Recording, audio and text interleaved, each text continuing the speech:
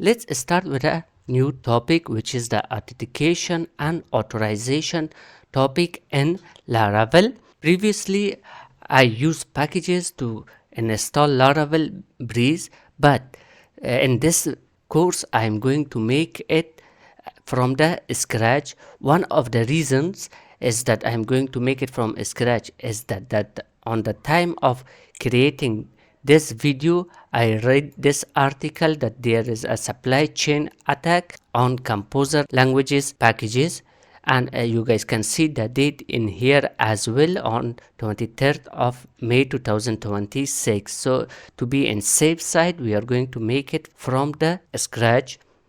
There are multiple websites and article about this attack, so it's better to create this manually. So let's go to our project, and in here in the resources I already created the HTML part of the register and the login page. There is nothing like about the Laravel up to now.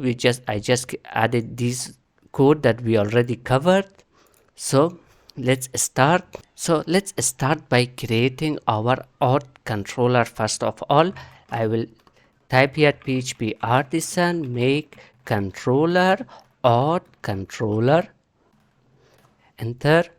Now inside my auth controller I will return this view. So let's go to our auth controller, and in here create a new function, public function register, and return our register view.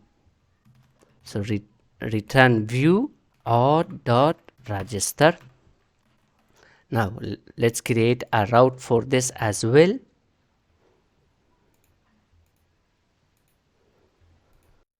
Type route gate slash register, and in here we will pass our auth controller class and our register method. Now if I visit the register in URL from my browser, you guys can see my register page. Here I only have the name, email address, password, and confirm password. Now let's go and create a method to submit this form and register the user. So let's go back to our auth controller, and after this let's create a new function with the name of a store, and this will accept the request. Then inside this function, first thing that very important in the register page is the validation.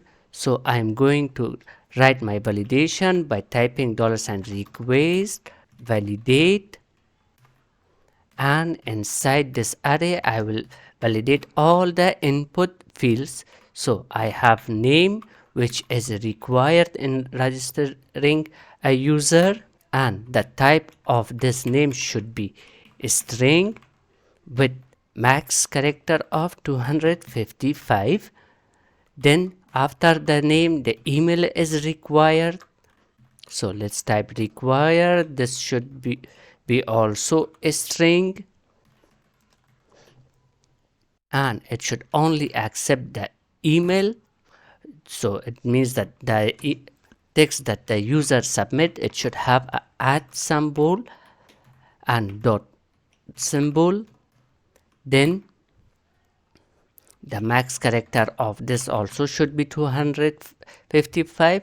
And another important thing inside the email, that each email should be unique for each user. We will not allow a duplicate email inside our database, so we are going to add a validation for that also. We will say it should be unique, and in the tables columns I am going to pass my users table, and in the column I am going to pass the email column. We don't need these. Finally, in the registration we also need the password, so I will type password. This should be also required. it should be a string, and let's say for this the minimum character should be 8 characters. The user has to type at least 8 characters for the password. And since it's a password and we are making a registration page, we also need a confirm password here. As if you guys can notice here, I have a confirm password as well. So for this I will say that the user should also pass the confirm as well. Okay, our validations is done. Now if all the validation have passed, now let's create our user. So in here I will create a variable with the name of user and set it to my users table, sorry, is equal to new user, and user name is equal to request name. Same for the email. And for the password, I am not going to store password as a plain text inside my database. I am going to make it hash. So for that I will say password user dash password is equal to hash colon colon make and request password, and finally user save. So here we validate it, then we save it inside our database. Now if you want the user to directly log into your website after the register, you can type auth colon colon log in and pass it the user. This will automatically log in the user and you can redirect it directly to your dashboard or your landing page. So I'm in here I will say return redirect to my /home. Okay, everything is set. Now let's go and create a route for this as well. So let's go to web.php, and in here I am going to create a new route with the same name, register, then auth controller colon colon class and my store method. Now let's add this URL in my register page as well. So let's open the register. Here I have the form and the action of this form. I will type URL and pass my register. So everything is set, I think. Okay, now let's go to register page, and in here let's type user1 at mail.com, type a password. Now click the register button. Okay, we have been redirected to our home page. So if I check my database